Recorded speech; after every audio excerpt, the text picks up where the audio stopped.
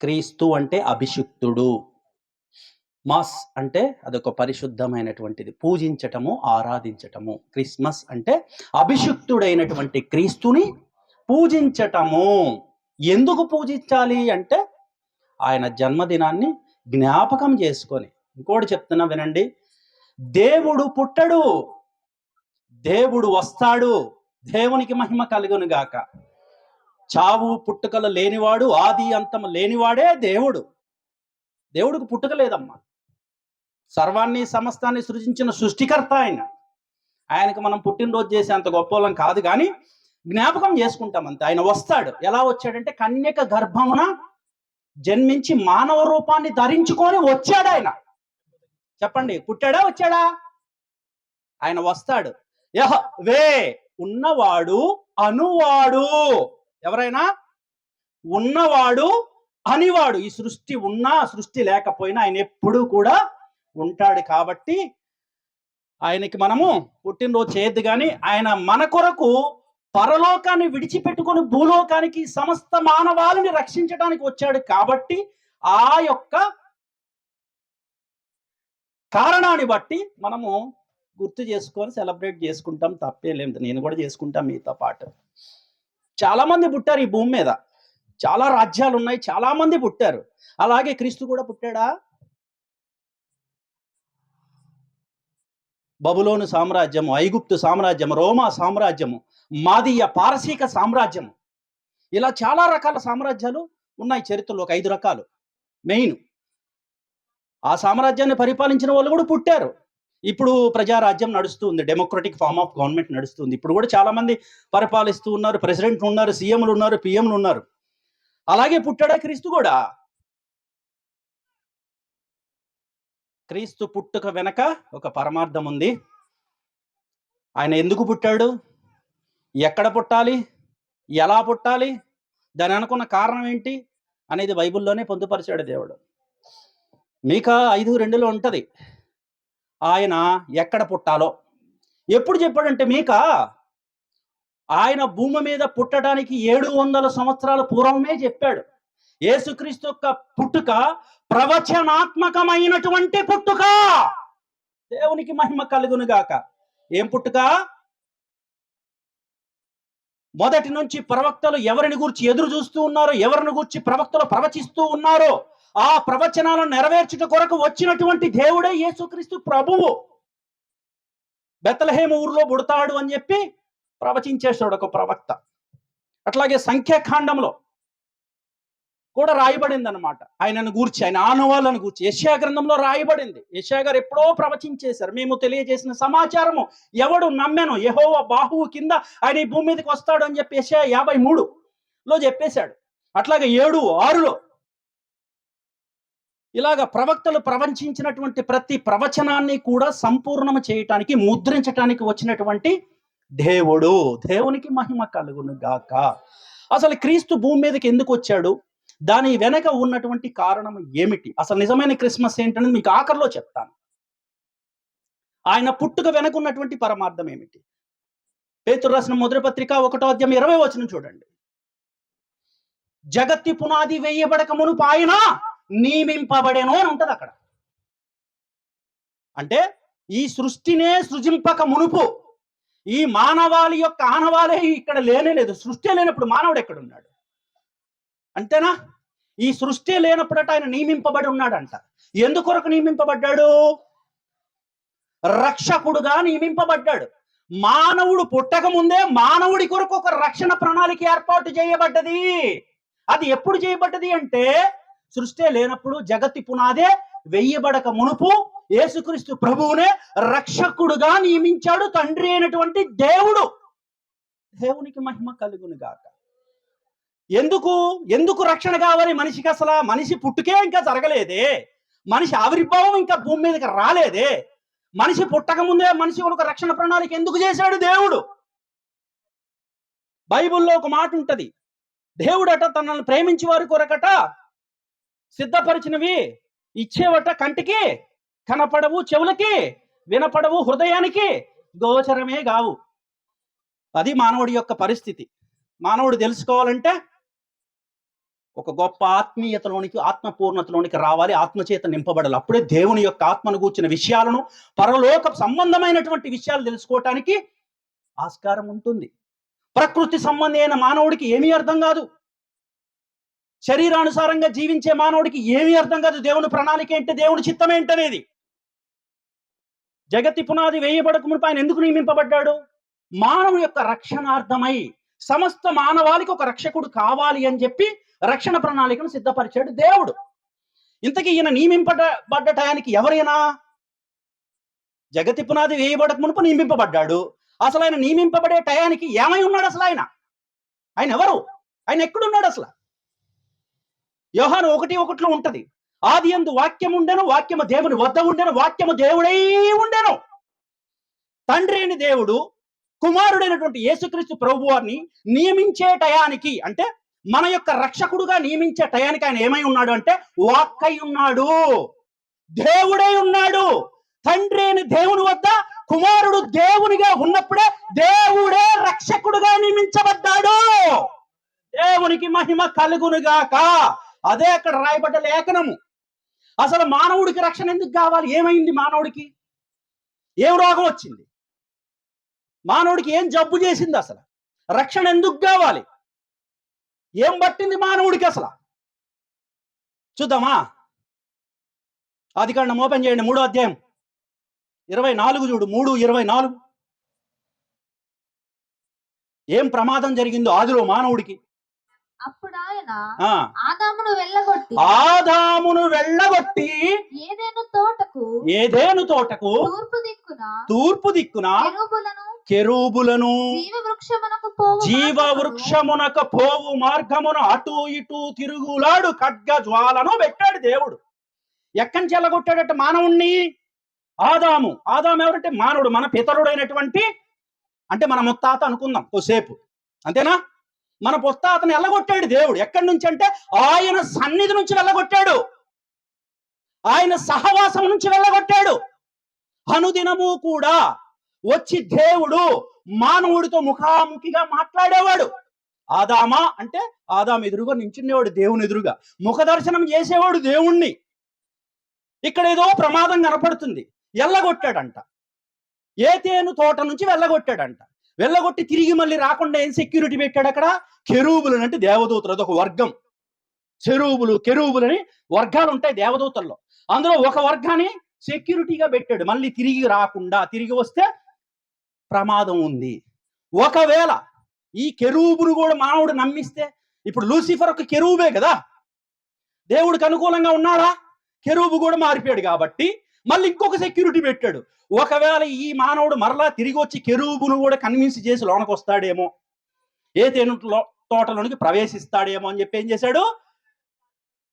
Gate దగ్గర కెరూబును పెట్టాడు. లోన ఆ జీవ వృక్షం ఉంది, లోన ఆ జీవ వృక్షం దగ్గర ఏం పెట్టాడట? అటు ఇటు తిరుగులాడు ఖడ్గ జ్వాల. ఎందుకు అంత సెక్యూరిటీ పెట్టాడు దేవుడు మానవుడు ఆ జీవవృక్షం దగ్గరికి రాకుండా? అప్పటిదాకా ముఖాముఖిగా మాట్లాడేవాడు, సహవాసం చేసేవాడు, మనిషితో సంబంధం కలిగి ఉన్నాడు. ఆ మహిమా ప్రభావాల్లో మనిషి బ్రతికాడు, దేవునితో పాటు మహిమలో ఉన్నాడు ఆదాము. మరి ఎందుకు వెళ్ళగొట్టాడు? ఆజ్ఞను అతిక్రమించాడు. ఆజ్ఞాతిక్రమము పాపము, పాపము వలన వచ్చు జీతము మరణము. దేవుడి మాట వినలే మానవుడు. తద్వారా ఏమొచ్చింది? మాట వినకపోవటం వల్ల మానవులోనికి ఏం ప్రవేశించింది? పాపం ప్రవేశించింది. అప్పటిదాకా దేవుడు వస్తుంటే ముఖాముఖిగా తండ్రి దగ్గరికి కుమారుడు వెళ్ళినట్లుగా వెళ్ళేవాడు ఆదాము. కానీ ఎప్పుడైతే ఆజ్ఞను అతిక్రమించాడో, ఎప్పుడైతే పాపములో పడ్డాడో, దేవుడు వచ్చేటానికి ఎక్కడ చేరాడు? వెళ్ళి చెట్ల పక్కన చేరాడు, అంతేనా? దేవుడు వచ్చి అడుగుతూ ఉన్నాడు, ఆదామా ఎక్కడా? రోజు ఎలా ఉండేవాడు? ఎదురుగా ఉండేవాడు, ఎదురొచ్చేవాడు. కానీ ఇక్కడ ఏమైంది? ఇప్పుడు దేవుని సన్నిధిలో నుంచి పారిపోయాడు మనిషి పారిపోవాలి తప్ప దేవుడు ఎప్పుడు కూడా మనిషి కొరకు కాచుకొని ఉంటాడు. దేవునికి మహిమ కలుగును గాక. ప్రతిరోజు ఎలా వచ్చాడో తన కుమారుడి దగ్గరికి, అలాగే దేవుడు ఆ రోజు కూడా వచ్చాడు. కానీ ఆ రోజు ఏం జరిగింది? ఆజ్ఞను అతిక్రమించి ఎప్పుడైతే పాపంలో పడ్డాడో మహిమను కోల్పోయాడు. వస్త్రాలు కూడా అవసరం లేదు, అటువంటి మహిమలో బ్రతికాడు ఆదాము. ఆ మహిమలో ఉన్న ఆదాము ఎప్పుడైతే తప్పు చేశాడో, ఎప్పుడైతే పాపం చేశాడో మహిమను కోల్పోయాడు. కోల్పోయి ఏం చేశాడు? దేవుడు వచ్చే టైంకి చెట్ల పక్కన చేరాడు. దేవుడికి తెలుసు, అడుగుతూ ఉన్నాడు, ఆదామా ఎక్కడా? దేవుడు ఎప్పుడు ప్రశ్నిస్తాడు, గుర్తుపెట్టుకోండి. దేవుడు ఎవరు? ప్రశ్నించే దేవుడు. ఎక్కడా అంటే తుప్పల పక్కన చేరాడు. చేరి ఆ మహిమను కోల్పోయాడు కదా, అప్పటిదాకా తన దిగంబరత్వం కూడా తనకి కనపడలా. అటువంటి మహిమలో ఉన్నాడు దేవునితో సహవాసంలో. ఆ మహిమ కోల్పోయాక తన దిగంబరత్వం కనబడిపోతుంది. అప్పుడు ఏం చేశాడు? చెట్లాకులు తీసుకొని వస్త్రం కింద కచడాలు కట్టుకున్నాడు. కట్టుకోగానే దేవుడు అడుగుతున్నాడు, నువ్వు దిగంబరివని నీకు ఎవరు చెప్పారు? నా మహిమ నీ మీద ఉంది కదా ఇన్ని రోజులు, నువ్వు ఎందుకు కోల్పోయావది? సమాధానం లేదు ఆదాము దగ్గర. ఎప్పుడైతే ఆజ్ఞను అతిక్రమించాడో దేవుడు పక్షపాతియా? నిశ్చయముగా ఆ పండు తిన్న రోజు నువ్వు చచ్చదవు అని చెప్పాడు. అంతేనా? మరి ఇప్పుడు అవ్వాదాం ఏమేరు? చచ్చారా బతికారా? చెప్పాలి. చచ్చిపోయారా బతికారా? దేవుడు ఒక మాట అన్నాడంటే అది జరిగి తీరాల్సిందే. ఎప్పుడైతే ఆ పండు తింటావో నిశ్చయముగా, నో డౌట్ అబౌట్ ఇట్, నువ్వు చావాల్సిందే. మన అపరాధముల చేత, మన పాపముల చేత మనము చచ్చిన వారమై ఉండగా, ఎఫెసీ 2:1 ఉందా? మన పాపాలు, మన అపరాధాలు, దోషాలు, పితరుల పాపాలు, జన్మతః పాపాలు, ఆజ్ఞాతిక్రమాల చేత మనం చచ్చిన వారమై తిరుగుతున్నాం లోకంలో ఈ రోజు కూడా ఆదాములాగా. దేవునికి మహిమ కలుగును గాక. దేవుని దృష్టిలో ఎవరు చచ్చిన వారో ఎవరు బతికిన వారో లేఖనపు వెలుగులో చూసుకుంటే తప్ప అర్థం కాదు. సో ఇప్పుడు మన సబ్జెక్ట్ అది కాదు. ఇప్పుడు ఏమైంది? ఆదాము ఆజ్ఞను అతిక్రమించాడు కాబట్టి ఏదైనా తోట నుంచి వెళ్ళగొట్టేశాడు దేవుడు. దేవుడు పక్షపాతి కాదు. దేవుడు కృపా సత్య సంపూర్ణుడు. సత్యం ఉంది ఆయనలో, ధర్మానికి కట్టుబడి ఉంటాడు ఆయన. వెళ్ళగొట్టి తిరిగి మళ్ళీ రాకుండా సెక్యూరిటీ పెట్టేశాడు. ఇంతకీ ఏదైనా తోటలో ఆ జీవవృక్షానికి ఎందుకంత సెక్యూరిటీ పెట్టాడు? అప్పటిదాకా అక్కడే ఉన్నాడు కదా ఆదాము. జాగ్రత్తగా వినాలి సంగమా. ఏదైనా తోటలో 2 చెట్లు ఉన్నాయి. ఒకటి జీవవృక్షము, రెండవది మంచి చెడులను తెలిపే జ్ఞానం ఇచ్చే చెట్టు ఉంది. 2 చెట్లు ఉన్నాయి. ఈ 2 చెట్లలో దేవుడు ఏ చెట్టు ఫలం తినొద్దన్నాడు? మంచి చెడులను తెలిపే జ్ఞానం ఇచ్చే చెట్టు జోలికి మాత్రం వెళ్ళొద్దు, ఆ పండు తినొద్దు అన్నాడు. అంటే అర్థం ఏంటి? జీవవృక్ష ఫలాన్ని తినొచ్చా తినకూడదా? చెప్పాలి. మూయబడిన మనోనేత్రములు వెలిగించబడును గాక. జీవవృక్ష ఫలము తినొచ్చా తినకూడదా? ఇప్పుడు దేవుని ఆజ్ఞ ప్రకారం తినొచ్చు. కానీ ఆదాము ఏం చేశాడు? అవేం చేసింది? ఏ పండు అయితే తినవద్దు అని చెప్పాడో దేవుడు, ఆ పండునే తిన్నారు. అదే జీవవృక్ష ఫలాన్ని తిని ఉంటే ఏమయ్యేది? జీవవృక్ష ఫలాన్ని తిని ఉంటే ఆ జీవం లోనుండేది. కాబట్టి దేవుడు ఎలాగా నిత్య జీవం కలిగి ఉన్నాడో, పాపాన్ని చెయ్యకుండా తనను తాను ఎలాగా కంట్రోల్ చేసుకుంటాడు. ఎందుకంటే జీవంలో ఉన్న శక్తి అదే. దేవుడు ఉన్నాడు. దేవుడికి పాపము తెలుసు, పుణ్యము తెలుసు, మంచి చెడు తెలుసు, చెడు తెలుసు, న్యాయము తెలుసు, అన్యాయము తెలుసు, అన్నీ తెలుసు. కానీ దేవుడు ఏం చేస్తాడు? మంచే చేస్తాడు. చెడు తెలుసు దేవుడు, కానీ చేస్తాడా? ఎందుకంటే జీవం కలిగిన దేవుడు ఆయన.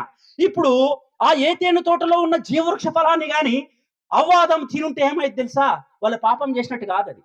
అందుకే అపవాది ఏం చేశాడు? అపవాది అబద్ధానికి జనకుడు వాడు. యేసుక్రీస్తు పెట్టిన బిరుదాడికి ఇది. ఎవడాడు? అబద్ధానికి జనకుడు. కన్ఫ్యూజ్ చేసి ఆ పండు తినిపించేశాడు అవ్వ ఆదాంతో. ఇప్పుడు ఏమైపోయింది? అజ్ఞాతిక్రమం జరిగి పాపం వచ్చింది కాబట్టి వీళ్ళు ఏం చేశారంటే వెళ్ళగొట్టబడ్డారు. 3:21 చూడు. ఉపోద్ఘాతం. ఇంకా సబ్జెక్ట్లోకి వస్తా, 5 నిమిషాల్లో ఉండండి. ఇది తెలియకపోతే నేను చెప్పేది అర్థం కాదు మీకు. దేవుడైన యెహోవా ఆదామునకును అతని భార్యకును చర్మపు చొక్కాయలు తయారు చేశాడు దేవుడు. ఆగక్కడ. ఇందాక వాళ్ళు ఏం చేశారు? తుప్పల పక్కన చేరారు, చెట్ల పక్కన చేరారు, ఆకుల పక్కన చేరారు. ఆకులను దించుకొని తమ దిగంబరత్వాన్ని కప్పుకున్నారు వాళ్ళు. సాయంత్రానికి ఏమైతాయి? అవి ఎండిపోయి రాలిపోతాయి. దేవునికి అది ఇష్టమా? తన స్వహస్తాలతో, తన పోలిక చొప్పున, తన స్వరూపమందు నేల మంటితో దేవుడు మనిషిని తయారు చేశాడు. మన రూపం ఎవరి రూపము? దేవుని రూపాన్ని మనకిచ్చాడు. ఆయన స్వరూపాన్ని మనకిచ్చాడు. తన పోలికను మనకిచ్చాడు. ఆయన రూపంలో ఆయన పోలికలో ఉన్నటువంటి మనిషి అటువంటి దౌర్భాగ్య పరిస్థితులు కనపడుతుంటే దేవుడు ఊరుకుంటాడా? ఎమ్మట ఏం చేశాడంటే, జాగ్రత్తగా వినండి, 2 పశువులను తీసుకొని అక్కడికక్కడ బలి ఇచ్చి ఆ 2 పశువుల చర్మాన్ని తీసి చొక్కాయిలు గుట్టించాడంట. దేవునికి మహిమ కలుగును గాక. చొక్కాయలు ఎక్కడి నుంచి వచ్చాయి? చర్మపు చొక్కాయలు. చర్మం ఎక్కడి నుంచి వస్తుంది? ఎక్కడి నుంచి వస్తుంది? 2 మచ్చ ఢాగు లేని గొర్రెలను బలిచ్చాడు దేవుడు. మొట్టమొదటి రక్త ప్రోక్షణ. దేవునికి మహిమ కలుగును గాక. సర్వ పాప పరిహారార్థం రక్త ప్రోక్షణం అవశ్యం, తద్రక్తం పరమాత్మేనాం పుణ్యదాన బలియాగం. దానికి సాదృశ్యంగా యేసుక్రీస్తు ప్రభు శిలువలో బలి అయిపోయి తన రక్తాన్ని చిందిస్తాడు అనే దానికి ముంగుర్తుగా 2 జీవాలను బలి ఇచ్చి రక్త ప్రోక్షణను చేశాడండి. ఎవరంటే సాక్షాత్తు దేవుడే. మొట్టమొదటి బలి జరిగింది. మనిషి పాపం పోవాలంటే ఏం కావాలంట? రక్తం కావాల, బలి కావాలి. సో పండు తినంగానే ఏమవ్వాలి? నిశ్చయంగా చావాలి. అందుకనే వాళ్ళ చావుని ఆపటం కోసము దేవుడే 2 పశువులను బలి ఇచ్చి చావుని పోస్ట్ పోన్ చేశాడు. కానీ తర్వాత చచ్చారా లేదా? తర్వాత చనిపోయారు. దేవుడు మాట అన్నాడంటే జరగాల్సి. కానీ చావుని ఏం చేశాడు? కొన్ని రోజులు పోస్ట్ పోన్ చేశాడంటే వాయిదా వేశాడు. వాయిదా ఉట్టిగా వెయ్యలా, రక్త ప్రోక్షణ చేసి బలి ఇచ్చి ఆపాడు మరణాన్ని. దేవునికి మహిమ కలుగునుగాక. ఈ సృష్టిలో మానవుడు పాపం పోవాలంటే ఏం చేయాలంట? రక్తం అనేది చిందించబడాల్సిందే. ఇంకొక మాట ఉంటుంది బైబిల్లో, కోడెల యొక్కయు పశువుల యొక్కయు మేకల యొక్కయు రక్తమట మనిషి యొక్క పాపాన్ని తీసివేయట అసాధ్యమంట. సాధ్యమైద్దా? కోడిని కోస్తే కోడి ఆ రక్తం మన పాపాన్ని కడుగుద్దా? ఎద్దును కోస్తే కడుగుద్దా? మేకను కోస్తే కడుగుద్దా? లేదే, పోదు పాపము. సో ఇప్పుడు 4:13లోకి రా. ఆదికాండం. అందుకు కయ్యేను, ఉమ్. నా దోష శిక్ష భరించలేనంత గొప్పది. నేడు నీ సన్నిధి నుంచి వెళ్ళగొట్టబడి ఉన్నాను. నీ సన్నిధికి రాకుండా దేశదిమ్మరినై తిరుగుతూ ఉన్నాను. నన్ను ఎవడని చూస్తే వాడు చంపేస్తాడంట. ఇక్కడ 3 విషయాలు ఉన్నాయి. మొట్టమొదటికి ఏమయ్యాడట? దోష శిక్షట భరించలేనది. మానవుడు దోష శిక్ష ఎలాంటిది? భరించలేనంతది. ఏదో పాపం చేసేసి ఇవాళ మనం రక్షించబడామంటే మన రక్షణ వెనకున్నటువంటి ఆ ప్రణాళిక ఏంటి, ఆ రక్షణ వెనకున్న కార్యం ఏంటి, దాని విలువేంటో మానవుడికి తెలుసా అసలు? ఈ రోజున పాపం చేసేసాము, క్రీస్తులోకి వచ్చి బాప్తీసం తీసేసుకున్నాము, పాపాలు పోయిన సింపుల్ గా అనుకున్నంత ఈజీ కాదు. పాపాన్ని తీయాలంటే దాని వెనక ఒక పెద్ద ప్రణాళిక ఉంది. ఇప్పుడు ఇక్కడ కయ్యూను చెప్తున్నాడు, సాక్ష్యం చెప్తున్నాడు. ఏమంటున్నాడు? నా దోష శిక్ష భరించలేనంత గొప్పది. నేడు నీ సన్నిధి నుంచి విడలగొట్టబడి దేశదిమ్మరనై పిచ్చికొక్క తిరిగినట్టు తిరుగుతున్నా అంటున్నాడు. దేశదిమ్మరంటే ఎవరో? వాడికి ఇల్లు వాకిలు ఉండవు. ఎవరన్నా కయ్యూను చూస్తేనట్టు కొట్టి చంపేస్తారట. పిచ్చికొక్కను చూస్తే మనం ఊరుకుంటామా? ఇంట్లోకి తీసుకొచ్చి అన్నం పెడతామా? ఏం చేస్తాం? పిచ్చికొక్క కంటే దారుణమైన గతి పట్టింది మానవుడికి. దేశదిమ్మరై తిరుగుతున్నాడు, చెట్లనక పుట్లనక దేవుడు అనుకొని దేవుణ్ణి వదిలేశాడు. జ్ఞాననేత్రం పోయింది, మనోనేత్రం పోయింది, మహిమ బోల్గొట్టుకున్నాడు, దేవునితో సంబంధాన్ని కోల్పోయాడు, దేవునితో సహవాసాన్ని కోల్పోయాడు, దేవుని సన్నిధిని కోల్పోయాడు. ఏం మిగిలింది? ఆఖరికి దేశదిమ్మర అయ్యాడు. ఎవరన్నా చూస్తే వాళ్ళు కొట్టి చంపేస్తారు కయ్యూన్ని. ఇప్పుడు మానవుడు పరిస్థితి లోకంలో అదే. ఇంత ప్రమాదకరమైన పరిస్థితుల్లో మానవుడు ఉంటే మరి మానవుడికి రక్షణ కావాలా వద్దా? ఇప్పుడు చెప్పండి, కావాలా వద్దా? ఇది ఎప్పుడు ఏర్పాటు చేశాడు? ఇప్పుడు మీకు చెప్పిన ఈ రక్షణని ఎప్పుడు ఏర్పాటు చేశాడు? కయ్యూను లేనప్పుడే, అవ్వాదాము లేనప్పుడే. తన పిల్లలు పాపంలో పడిపోతారు, తన పిల్లలు మోసపోతారు, తిరిగి తన పిల్లలను తన దగ్గరకు చేసుకోవాలి. ఇదే రక్షణ ప్రణాళిక. ఇంతకుముందు నేను భక్తి చేశాను. గతంలో నేను హిందూ దేవాలయాలు తిరిగినప్పుడు, ఒక హిందువుగా ఉన్నప్పుడు, ఇప్పుడు హిందువునే, నేనే మతం మారలేదు, నా బ్రతుకు మారింది. నేను క్రీస్తును ధరించుకున్న వాడను. క్రైస్తవ్యం అనేది మతం కాదు, బ్రతుకు మార్పిడి, మత మార్పిడి కాదు ఇది. దేవుడికి ఏ మతం లేదు, ఏ కులం లేదు, ఏ వర్గం లేదు, ఏ ప్రాంతము లేదు. సర్వానికి సమస్తానికి సృష్టికర్త ఆయనే, అందరికీ తండ్రి ఆయనే. మతాలు కులాలు మనం పెట్టుకున్నాము. నేనైతే ఏ మతము మారలేదు, నాకు ఏ మతము లేదు. ఒకప్పుడు రాళ్ళు రప్పలు పూజించా, ఇప్పుడు జీవం కలిగిన దేవుని పూజిస్తూ ఉన్నా. దేవునికి మహిమ కలుగునుగాక. దాదాపు 32-33 సంవత్సరాలు ఒక మంత్రం వినేవాడిని నేను. అకాల మృత్యుహరణం, సర్వరోగ నివారణం, సమస్త పాప క్షైకరం, పాదోదకం పావనం శుభం. ఏ గుళ్ళోకి వెళ్ళిన తీర్థం పోసి అదే చదువుతారు. ఇది నా సాక్ష్యం, ధైర్యంగా చెప్తూ ఉన్నా. నేను నా సాక్ష్యాన్ని పంచుకోవడానికి నాకు రాజ్యాంగం హక్కు కూడా ఇచ్చింది. ఎవరు నిందించడానికో, అవమానించడానికో, వ్యతిరేకించడానికో నేను చెప్పట్లేదు. ఇది నా అనుభవము. ఏంటిది? నా జీవితంలో జరిగిన అనుభవాన్ని చెప్తూ ఉన్నాను, రాసుకోండి. ఆ మంత్రం యొక్క పరమార్థం ఏంటంటే అకాల మృత్యుహరణము. మృత్యువు చెప్పొస్తుందా, చెప్పకుండా వస్తుందా? సకాలంలో రాదు, అకాలంలోనే వస్తుంది మృత్యువు. ఏ రాత్రి ఎవడు చచ్చిపోతాడో తెలియదు, ఏ నిమిషంలో ఎవడు పోతాడో తెలియదు. అందుకే అకాలంగా వచ్చే మరణం నుంచి కాపాడేదంట అకాల మృత్యుహరణం, సర్వరోగ నివారణం. సర్వరోగాల్ని నివారిస్తుందట అది. సమస్త పాపక్షయం, సమస్త పాపాలని తీసేస్తుందట.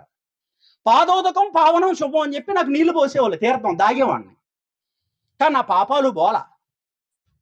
నేను ఏ రోగంలో నా రోగము బోల. పాపం అనే రోగం ఉంది నాలో. శరీరానికి వచ్చే రోగాలకి డాక్టర్లు ఉన్నారు. శరీరానికి వచ్చే రోగాన్ని ఫైండ్ అవుట్ చేయడానికి మిషనరీలు ఉన్నాయి, టెస్టులు చేసేటి. కానీ మనిషిలోన ఉన్న పాపము అనే రోగానికి, మనసుకు పట్టిన రోగానికి మందు ఎక్కడైనా ఉందా? ఆ మందే యేసుక్రీస్తు ప్రభువు. దేవునికి మహిమ కలుగునుగాక. మనిషిలో ఉన్న పాపానికి విరుగుడు, మనిషిలో ఉన్న భ్రష్టత్వానికి, మనిషి హృదయానికి, మనిషి మనసుకు పట్టిన రోగానికి మందంటే యేసుక్రీస్తు రక్తమే. అదే సర్వ పాప పరిహారార్థం. రక్త ప్రోక్షణం అవశ్యం. మానవుడిలో పాపం పోవాలంటే పరిశుద్ధ దేవుని యొక్క రక్తం చిందించబడాలని చెప్తుంది. ఇప్పుడు నేను చెప్పేది బైబిల్ కాదు మీకు. గతంలో నేను చదివిన వేద మంత్రాలు అవి. అప్పుడు నాకు దేవుడు తెలియదు. ఎప్పుడైతే బైబిల్ తీసి చదివానో సర్వ సత్యము తెలుసుకున్నా. దేవునికి మహిమ కలుగునుగాక. అందులో సత్యం ఉన్నది, వేదములో సత్యం ఉన్నది, భగవద్గీతలో సత్యం ఉన్నది, ఖురాన్లో సత్యం ఉన్నది, ప్రతి దైవ గ్రంథములో సత్యం ఉన్నది. దేన్ని తీసివేయటానికి లేదు. కానీ సర్వ సత్యము ఈ బైబిల్లో మాత్రమే ఉన్నది. దేవునికి మహిమ కలుగునుగాక. ఓంకారం ఉన్నది. ఓంకారం అంటే ఏంటి? అదొక శబ్దమే. అకార మకార ఉకారాలు కలిపితే ఓంకారం. ఓంను పూజించే వాళ్ళం మేము. ఓం అనే మంత్రాన్ని పూజించే వాళ్ళము. ఓం అనేది ఒక వాక్యము, ఒక శబ్దము, ఒక నాదము. బైబిల్ చదువుతుంటే నాకు ఒక విషయం కనపడ్డది. యోహాను 1:1 సువార్తలో, ఆది యందు వాక్యం ఉండెను, వాక్యము దేవుని వద్ద ఉండెను, వాక్యము దేవుడై ఉండెను. అంటే ఇప్పుడు ఓంకారనాథుడు ఎవరు? సాక్షాత్తు యేసుక్రీస్తు ప్రభువే ఓంకార నాదుడు, వాక్యమై ఉన్న దేవుడు. ఆ వాక్యము శరీరధారి అయి కృపాసత్య సంపూర్ణుడుగా మన మధ్యకి వచ్చెను. పుట్టెను కాదు, వచ్చెను అని ఉంటది అక్కడ. చదవండి 1:14 యోహాను స్పీడ్ గా. ఇంకా సబ్జెక్ట్ లోకి రాలా మనం. ఆ వాక్యము శరీరధారి అయి కృపాసత్య సంపూర్ణ. ఆ వాక్యము శరీరధారి అయి కృపాసత్య సంపూర్ణ. కృపని సత్యాన్ని 2 చేతులతో పట్టుకొని వచ్చాడు. ఒక చేతిలో కృప ఉంది, ఒక చేతిలో సత్యం ఉంది. శరీరాన్ని ధరించుకొని ఆ సృష్టికర్తే మానవుడిగా దిగి వచ్చాడు. పుట్టడు ఆయన, వస్తాడు, వచ్చాడు, వెళ్ళిపోయాడు కూడా. ఇప్పుడు మరలా రాబోతున్నాడు. అదండి నిజమైన క్రిస్మస్ అంటే. దేవునికి మహిమ కలుగునుగాక. ప్రధాన దూత బూర శబ్దముతో ఆకాశ మండలములో మేఘారుడై వస్తున్నాడు. దాని కొరకు సంఘము మనము నిరీక్షించాలి. అది మనకి నిజమైన క్రిస్మస్. అర్థమైందా? ఇది చేసుకుందాము, అది చేసుకుందాము. సరేనా? ఓకే. ఇప్పుడు యేసుక్రీస్తు ప్రభు భూమి మీదకు చేంజ్ చేశాడు. అసలు ఏం చేశాడు? రక్షణ ప్రణాళిక ప్రకారం ఆయన వచ్చాడు, కన్యక గర్భమున పుట్టాడు, శిలువ యాగం చేశాడు. అందరికీ తెలిసింది ఏంటంటే, మూలపాఠం చెప్తున్నా వినండి. యేసుక్రీస్తు ప్రభు వారు భూమి మీదకి వచ్చారు, మన పాపాల కోసం చచ్చిపోయారు, మన పాపాల కోసం ఆయన శిక్ష అనుభవించారు, ఆయన మరి పరలోకానికి వెళ్ళిపోయారు. ఆయన నామంలో బాప్తీసం తీసుకుంటే మనందరికి రక్షణ వస్తుంది. ఆయన వస్తున్నాడు, మనల్ని తీసుకుని వెళ్ళిపోతాడు. ఇదేంటి? మూల పాఠం. ఏ క్రైస్తవుని అడిగి, చిన్న పిల్లని అడిగి చెప్తారు. పౌలు అంటాడు, ఏమంటాడంటే కాలమును బట్టి చూస్తే మీరు బోధకులై ఉండగా, కాలమును బట్టి చూస్తే మనం ఏమవ్వాలట, బోధకులుగా ఉండగా ఇంకా మూల పాటల తట్టు మీరు ఉన్నారు, బలమైన ఆహారము మీకు తగదు అంటాడు పౌలు. బలమైన ఆహారం అంటే ఏంటి? ఇప్పుడు పాలు తాగే పసిబిడ్డ ఉన్నాడు, వాడెలా ఉంటాడు? బలమైన ఆహారం అంటే మటన్ చికెన్ తిన్న అంటే పోలుస్తూ ఉన్నాను, అది కాదు అర్థం ఇక్కడ, ఆత్మీయ అర్థము అది వేరు. మటన్ చికెన్ తిని మంచిగా ఉన్నవాడు ఎంత బలంగా ఉంటాడు? చిన్న పాలు తాగే పిల్లోడికి మంచిగా సమృద్ధి అయిన ఆహారం తిన్నవాడికి తేడా ఏంటి? పిల్లవాడే, పెద్దవాడే. పౌలు అదే అంటాడు, మూల పాఠాల తట్టు మీరు తిరగొద్దు, పసిపిల్లలుగా ఉండవద్దు, బలమైన ఆహారం తిని అనుభవ జ్ఞానంలోనికి రావాలి, క్రీస్తు యొక్క పరిపూర్ణతను మీరు సంపాదించుకోవాలి. లేని ఎడల బుద్ధి లేని కన్యకల వలె విరవబడ్డబడతారు. ఏమవుతారు? విడవబడే ప్రమాదం ఉంది. ఈ క్రిస్మస్ పూట ఏంటి ఇలా చెప్తున్నాడు అనుకోకండి, ఇది దేవుని సంకల్పాన్ని చెప్తూ ఉన్నాను మీకు. దేవునికి మహిమ కలుగును గాక.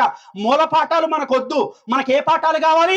సర్వ సత్యం అనే పాఠం కావాలి. దేవునికి మహిమ కలుగును గాక. అసలు క్రీస్తు ఎందుకు వచ్చాడు అనే విషయం తెలియాలంటే హెబ్రీ పత్రిక 2వ అధ్యాయం 14-15 చూడండి. అందరికీ తెలిసింది ఏంటంటే క్రీస్తు వచ్చారు, సిలువలో ఏలాడుతూ ఉన్నాడు, ఆయన చనిపోయాడు, తిరిగి లేచి 3వ రోజున వెళ్ళిపోయాడు. ఇదే కదా మనకి తెలిసింది. కాబట్టి ఆ పిల్లలు రక్త మాంసములు గలవారైనందున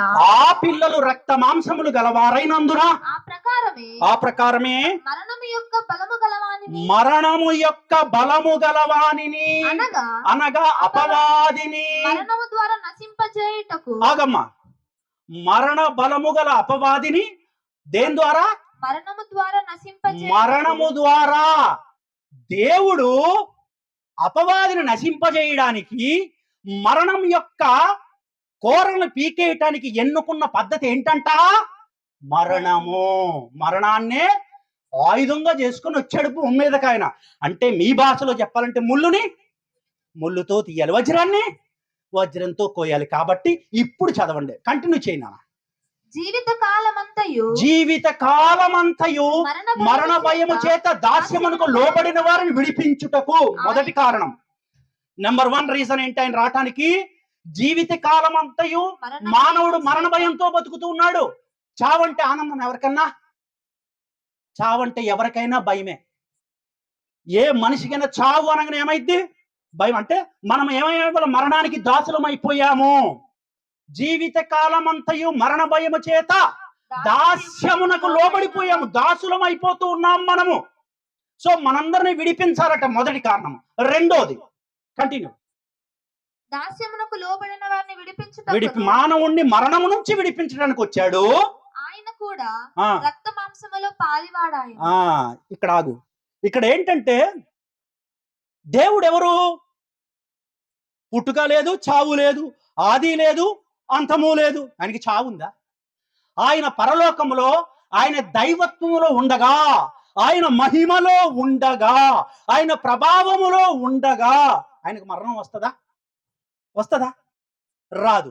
కానీ ఆయన ఎన్నుకున్న పద్ధతి ఏంటి?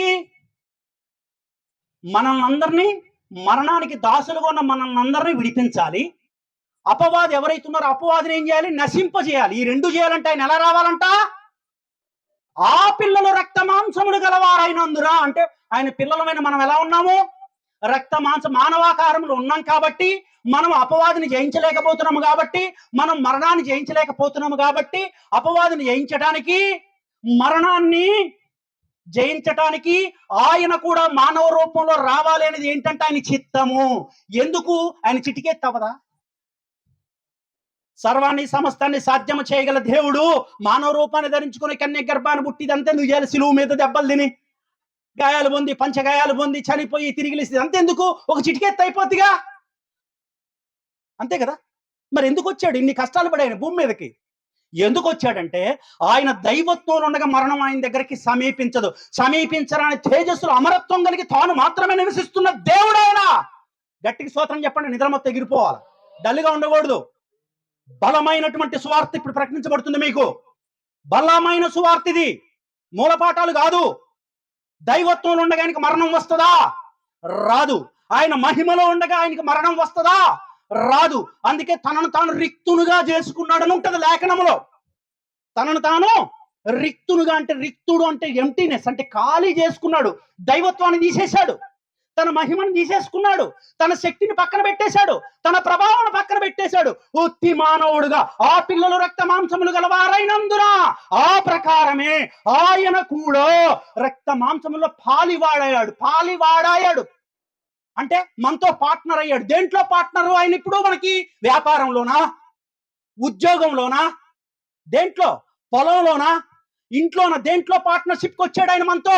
రక్త మాంసములో పాలివాడు. మరణంలోనికి పాలు పంపులు పొందడానికి వచ్చాడు. అపవాది పెడుతున్నటువంటి శ్రమల్లోనికి ఆయన కూడా పాలు పంపులు పొందడానికి వచ్చాడు. దేవునికి మహిమ కలుగును గాక. ఎందుకు వచ్చాడు? ఎందుకు పాలి భాగస్థుడయ్యాడు? ఆ పిల్లలు రక్త మాంసములు గలవారైనా మన పిల్లలు ఏమైపోయాం? ఆదాము వెళ్ళగొట్టబడ్డాడు, కయ్యూను వెళ్ళగొట్టబడ్డారు, కుక్క బతుకుతున్నారు, పాపంలోనికి వచ్చారు, మరణంలోనికి వెళ్ళిపోయి పాతాళానికి దిగిపోతూ ఉన్నారు. చూస్తూ ఊరుకుంటాడా దేవుడు? జగతి పునాది వేయబడకమును పైన నియమింపబడ్డాడు. ఎందుకొరకంటే మనల్ని రక్షించడానికి రక్షకుడుగా నియమింపబడ్డాడు దేవుడు. ఇప్పుడు వచ్చాడు రక్షకుడు. ఎలా వచ్చాడు? దైవత్వంతో వచ్చాడా? మహిమతో వచ్చాడా? శక్తి సామర్థ్యాలతో వచ్చాడా? ఆయుధాలు పట్టుకొని? ఏమీ అవసరం లేదు ఆయనకి. మానవుడు దేన్నైతే జయించలేకపోతూ ఉన్నాడో, ఏ మరణానికి మానవుడు దాసుడైపోయాడో, ఆ మరణాన్ని మానవుడి పక్షాన ఏలడానికి వచ్చాడు. ఆ మరణాన్ని జయించడానికి మానవుడు చేయలేకపోతున్నాడు. తన పిల్లవాళ్ళమైన మనం ఏం చేస్తున్నాం? ఓడిపోతున్నాం మరణం ముందు. మనల్ని గెలిపించాలంటే ఆయన ఎలా రావాలి? మహిమ ఉండకూడదు, దైవత్వం ఉండకూడదు. మనం ఎలా ఉన్నామో అలాగే రావాలి. కాబట్టి మన పక్షాన వచ్చి మనతో పాలు పంపులు పొందాడంట. ఆయన పాలు పంపులు పొంది మరణంలోనికి ప్రవేశించాడు. మరణంలోనికి ప్రవేశించడానికి సిలువ మీద ఎవరికైనా కనపడ్డదా? యూదులు ఏమంటున్నారు? రోమా సైనికులు ఏమంటున్నారు? ప్రభువును వేలాడుతూ ఉన్న ప్రభువును చూసి, నువ్వు నిజంగా దైవ కుమారుడైతే రా, దిగిరా, నిన్ను నువ్వు కాపాడుకో అని గేలి చేస్తున్నారు, ఎగతాళి చేస్తున్నారు, నవ్వుతున్నారు, ఉమ్మి వేస్తున్నారు. ఆయన్ని ఎటు చూస్తున్నాడు ప్రభువు? ఆయన కానీ సిలువ దిగి వచ్చుంటే ఏమయ్యేది?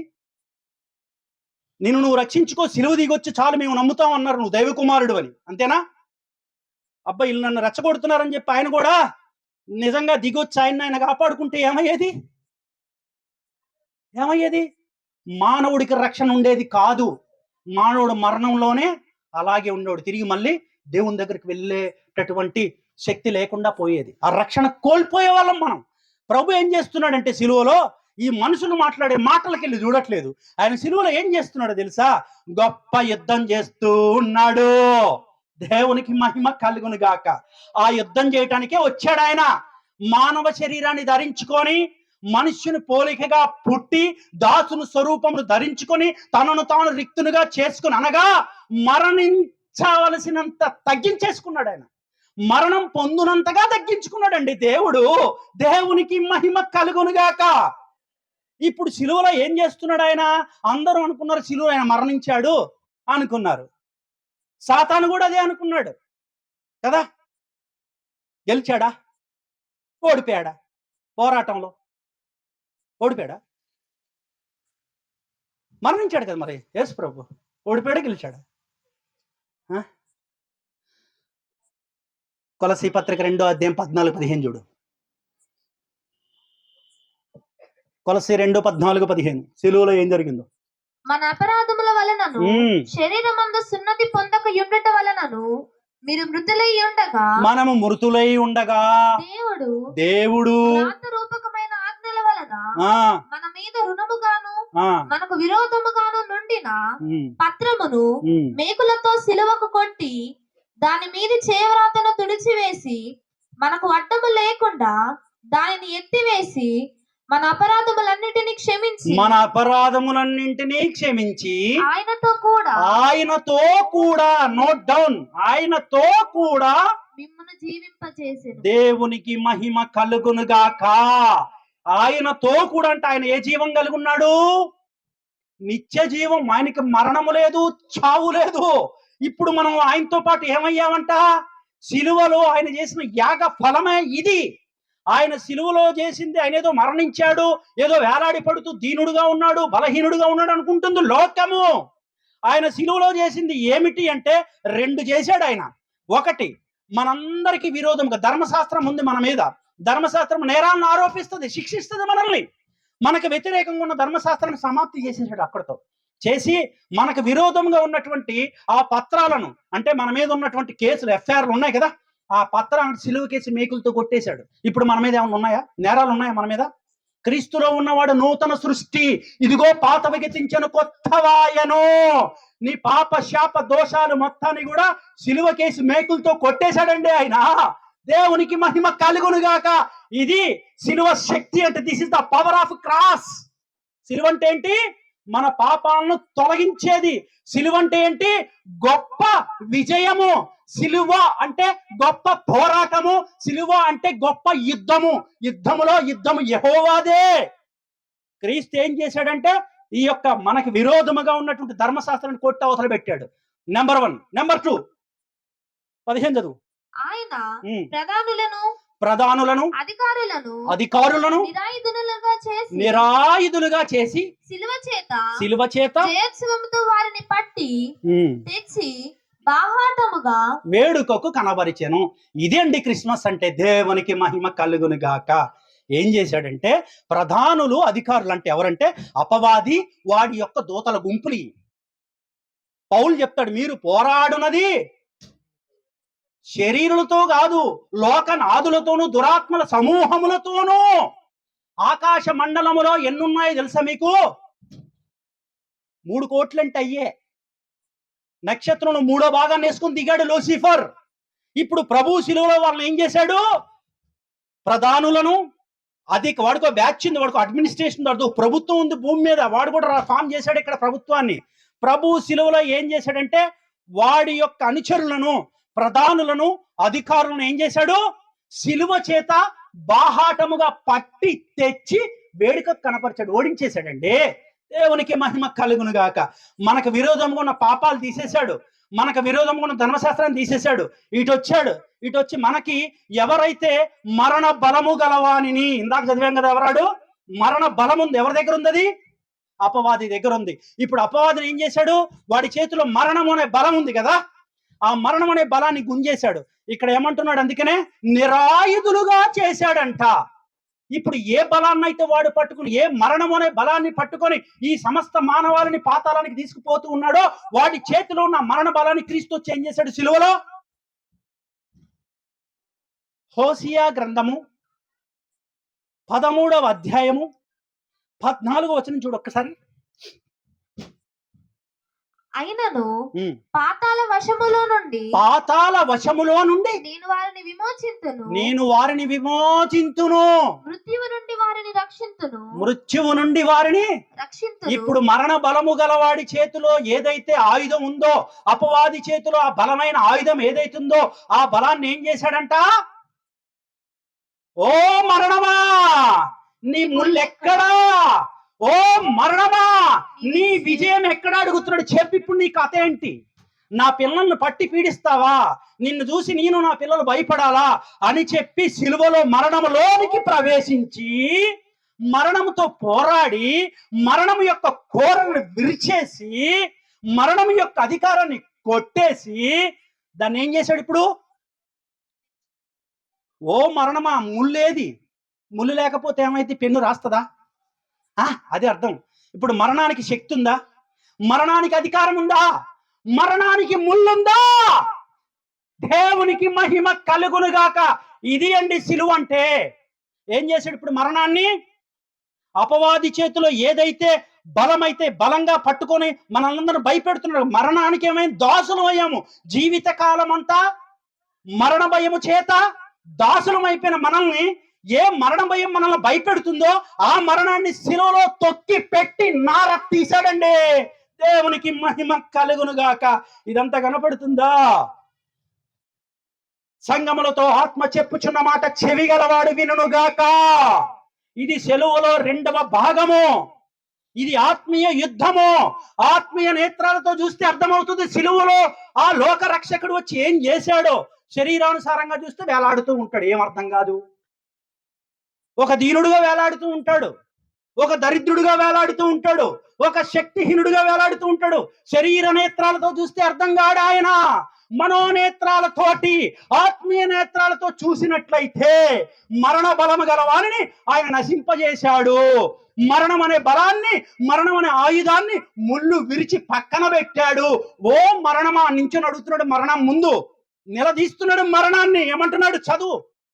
ఓ మరణమా, నీ విజయం ఎక్కడా? ఏది నీ విజయం? నా పిల్లల మీద ఇప్పుడు నీకు విజయం ఉందా? ఓ మరణమా, నీ ముళ్ళెక్కడా? పశ్చాత్తాపము నాకు పుట్టదు.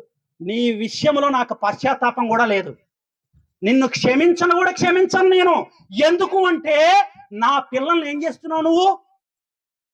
తన స్వహస్తాలతో తన పోలిక చొప్పున తన స్వరూపంలో నేను సృజించుకొని వాళ్ళలో జీవాన్ని నింపుకొని నా పరలోకంలో నా సింహాసనం పక్కన నా కుడి పాశమును కూర్చోబెట్టుకోవాలనుకున్న నా పిల్లల్ని నువ్వేం చేస్తున్నావు? పాతాళానికి దింపుకొని పోతావా? అగ్నిలో వేస్తావా? ఇప్పుడు ఏం చేస్తుంది మరణం మనల్ని? చేతులు ఎత్తండి గట్టిగా. మరణం మనల్ని ఏమైనా చేస్తుందా? మరణము యేసుక్రీస్తు ప్రభుడు బంధించి ఉంచుట అసాధ్యము. ఆ ప్రకారమే మరణము సంఘాన్ని బంధించి ఉంచుట అసాధ్యము. దేవునికి మహిమ కలుగును గాక. ఎవరికి భయపడాలి సంగమా నువ్వు? క్రిస్మస్ అంటే ఏంటనుకుంటున్నారు? ఒక యుద్ధం జయించాం మనము. యుద్ధం ఎవరితో చేశాము?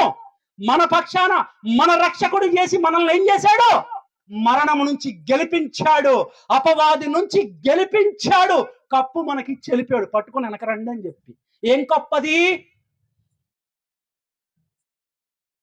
విజయము. కప్పు ఎందుకు ఇస్తారు మా? ఇప్పుడు క్రికెట్ ప్లేయర్స్ ఉంటారు 11 మంది. వాళ్ళకి ఒక కోచ్ ఉంటాడు. ఆ కోచ్ ఏం చేస్తాడు? ప్లేయర్స్ రోజు ప్రాక్టీస్ చేపిస్తాడు. మ్యాచ్లో బాగా ఆడి గెలిచి పథకాలు కప్పులు తేవాలని. అలాగే దేవుడు మనకి ధర్మశాస్త్రం కోచ్ని ఇచ్చాడు పాత నిబంధన గ్రంథంలో. ఈ ధర్మశాస్త్రం కోచ్ భూమి మీదకి వచ్చి ఏం చేశాడు? మనకి కోచింగ్ ఇచ్చాడు. ఒక్కళ్ళన్న నీతిమంతులుగా తీర్చబడ్డారా ధర్మశాస్త్రం వలన? కోచి ఫెయిల్ అయిపోయాడు. అందుకని ఏం చేశాడు? దేవుడే కోచ్గా దిగొచ్చాడు. దేవునికి మహిమ కలుగును గాక. దేవుడు వచ్చి ఇప్పుడు ఆయన కోచ్ కాదు, ఆయనే ఆడాడు గేమ్. అపవాదితోటి మనం ఆడాలి, మరణంతో మనం పోరాడాలి. మనం ఓడిపోతున్నాం. ధర్మశాస్త్రం వల్ల మనకి ఏ శక్తి, ఏ పవర్ రాలా.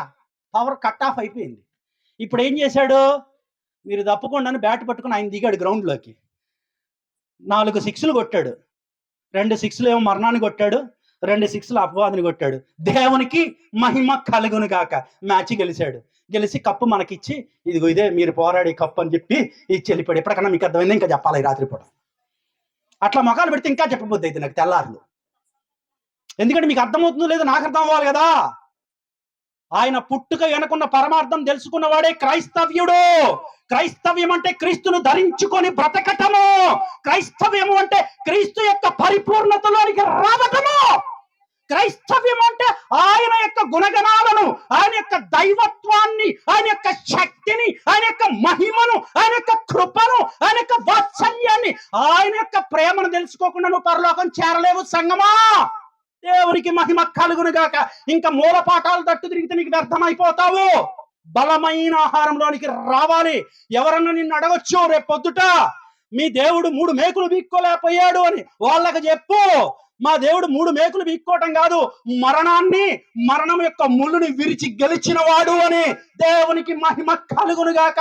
ఎవరైనా రేపొద్దు నిన్ను అడిగితే చెప్పు, సిలువలో మీ దేవుడు దీనుడిగా వేలాడుతున్నాడంటే నా దేవుడు సర్వశక్తి సంపన్నుడు, మరణం గల అపవాది నా దెయ్యంగాన్ని చీల్చి చండాలాడు అని చెప్పు. సిలువ చేత బాహాటముగా వేడుకకు కనపరిచి పండగ చేశాడని చెప్పు. దేవునికి మహిమ కలుగును గాక. ఇదంతా ఇదేంతో చేశాడు? ఆయన దైవత్వంతో చేశాడా? సిలువతో చేశాడంట. దేంతో? సిలువ. ఇంతకు సిలువ అంటే ఏంటి? ఇప్పటిదాకా విన్నారుగా. అందుకే మన్నా ఏమన్నాడు? ఎవడైనా నన్ను వెంబడించగోరని ఎడలా క్రిస్మస్లు చేసుకొని కేకులు కట్ చేసుకొని తినొచ్చేయండి అన్నాడు కదా. పాటలు పాడొచ్చేయండి, పండగలు చేసుకోండి, డాన్సులు వేసుకోండి. ఇవన్నీ విరుద్ధం అని కాదు, మీకు తెలియటం కోసం, మిమ్మల్ని ఆత్మూలంలో చేయటం కోసం చెప్తున్నా, తక్కువ చేయటం కోసం కాదు. నేను మీ పాద ధూళి వంటి వాడను. దేవునికి మహిమ కలుగును గాక. ఏం చెప్పాడు? ఎవడైనా నన్ను వెంబడించుకోని ఎడలా పాటలు పాడుకొని రండి, కేకులు తిని రండి, మటన్ చికెన్ బిర్యానీ తిని రండి, వేడుకలు చేసుకోండి, అప్పుడు రండి అని చెప్పాడు కదా. అంతేనా? ఏం చెప్పాడు మరి? ఎవడైనాను నన్ను వెంబడించగోరని ఎడా తనను తాను ఉపేక్షించుకొని తన సిలువెత్తుకొని రమ్మన్నాడండి. ఇప్పుడు అర్థమైనా సిలువ ఎందుకు వేసుకోమన్నాడు? సిలువలో ఏముంది చెప్పండి? ఇప్పుడు విజయం ఉన్నది. సిలువలో ఏమున్నది? పోరాటం ఉన్నది. సిలువలో ఏమున్నది? యుద్ధం ఉన్నది. ఇప్పుడు ఆ సిలువను మనం వేసుకొని ఏం చేయాలి? యేసుక్రీస్తు ప్రభు ఏ సిలువ చేత బాహాటముగా వేడుక కనపరిచేటట్టు పండగంటే అదే వేడుక చేశాడు. ఇప్పుడు అప్పట్లో పాత నిబంధన గ్రంథంలో రాజులను ఓడించిన తర్వాత ఆ ఓడిపోయిన రాజుని ఏం చేసేవాళ్ళు? చక్క గుర్రబండి మీద ఎక్కించి వేలాడి తీసి ఊరంతా అపవాదిని, ఆ ప్రధానులను, అధికారులను సిలువ చేత బాహాటముగా పట్టి తెచ్చి వేడుకకు కనబరిచాడు. ఆ సిలువను ఎత్తుకొని రమ్మంటున్నాడు. ఆ విజయం అనే సిలువను మనం ఎత్తుకోవాలి. నా కాడి సులువైనది, దేవునికి మహిమ కలుగును గాక. ఇంతకీ సిలువలో ఏం జరిగిందో 10 నిమిషాల్లో ముగిస్తాను. చాలా పెద్ద సబ్జెక్ట్, ఇప్పుడు అవదు ఇది. మొట్టమొదటిగా ధర్మశాస్త్రం ఏమైంది? ముగించబడ్డది. ఏ ధర్మశాస్త్రం అయితే మనుషుల మీద నేరాన్ని ఆరోపిస్తూ ఉందో, ఏ ధర్మశాస్త్రం అయితే మనుషులకు శిక్ష విధిస్తూ ఉందో, ఆ ధర్మశాస్త్రం కొట్టివేయబడలేదు, ముగించాడు ప్రభు. ధర్మశాస్త్రం ప్రకారము ఏ ఏ బలులు జరగాలో, ఏ ఏ అర్పణలు జరగాలో, ఏ ఏ యాగాలు జరగాలో, ఏ ఏ యజ్ఞాలు జరగాలో అవన్నీ ఒక్క క్రీస్తు బలి చేత కొట్టివేయబడ్డాయి. కాబట్టి ధర్మశాస్త్రం ముగిసిపోయింది. మనము చేయలేని పనులను ఏం చేశాడు ఆయన సిలువలో? ఆయన చేశాడు. కాబట్టి ఇప్పుడు మన మీద ధర్మశాస్త్రం ఉందా? సమాప్తి చేశాడు. ఏం చేశాడు? సమాప్తి చేసేసాడు. అయిపోయింది, ఇట్స్ ఓవర్. ఇక లేదు. మనం ఇప్పుడు ఎక్కడున్నాము? కృప కిందకు వచ్చాము, ధర్మశాస్త్రం కింద మనం లేము. ఎవరి మీద అయితే ధర్మశాస్త్రం నేరాలను ఆరోపిస్తుందో ఆ నేరాలను ఆరోపించేటటువంటి ధర్మశాస్త్రం ఏమైపోయింది? క్రీస్తు బలి వల్ల, సిలువ యాగము వల్ల కొట్టివేయబడింది. దేవునికి మహిమ కలుగునుగాక. ఇక రెండోది, మందసం ఉండేది, అంతేనా? ఆయన బలికి ముందు ఉన్న ఇవన్నీ తెలుసుకోవాలి మీరు ఈ రాత్రిపూట. ఆ మందసాన్ని ఉద్యానయన ముట్టుకున్నాడు, ఏమైంది? అక్కడికక్కడే భయానకమైనటువంటి మందసం అది. యేసుక్రీస్తు ప్రభు వారు సిలువలో ఎప్పుడైతే ఈ పోరాటం చేసి విజయం పొందాడో, ఎప్పుడైతే సిలువలో ఆయన బలి పశువుగా తనను తానే అపరాధ పరిహారార్థ బలిగా చేసుకున్నాడో, మందసం ఏమైంది? తీసివేయబడింది. పాత నిబంధన కొట్టివేయబడి, తీయండి హెబ్రీ పత్రిక 10వ అధ్యాయము 19-20 చూడండి ఒక్కసారి. సహోదరులారా, యేసు కొరకు ప్రతిష్ఠించిన మార్గము అనగా నూతనమైన పాత నిబంధన గ్రంథం కొట్టివేయబడింది. ఇప్పుడు కొత్త నిబంధన గ్రంథము. కొత్త నిబంధన గ్రంథంలో క్రీస్తు యొక్క రక్తము చేత నిబంధన జరిగింది. జీవము గలదియు ఆయన శరీరము అను తెర ద్వారా ఏర్పరచబడిన నెక్స్ట్ వాక్యం రా. ఆయన